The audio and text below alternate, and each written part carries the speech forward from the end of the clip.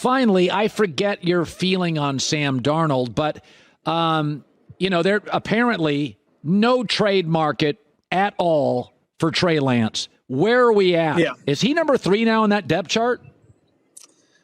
I think if Brock Purdy were unable to take the first snap of training camp, and that's certainly a possibility, he's on a track to play week 1, but they're still building the strength in his arm back up.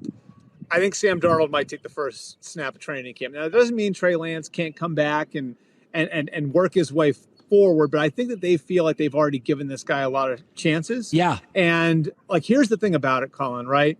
The kid needs to play. And this is sort of the conundrum they're in. He just hasn't played a lot of football, period, since high school. He played 1 full year in college. The COVID year basically canceled his 3rd year in college, right? He's redshirted as a freshman.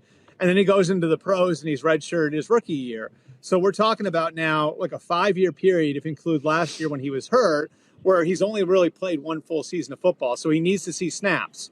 So the ideal thing would be to just throw him out there and live with his mistakes. But that's what the Niners were going to do last year.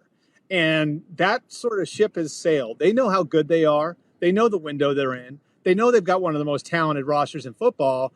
And so at this point, they don't really feel like they can throw a season overboard in the name of Trey Lance's development. And especially if you're talking about, well, we may only need him for 4 or 5 weeks till Brock Purdy gets back. Now you're talking about something different. You're not talking about developing the best quarterback for the playoffs. You're talking about the guy who can keep you best afloat for a month, right? That'd probably be Sam Darnold over Trey Lance at this point, right? Even if Lance has the higher ceiling.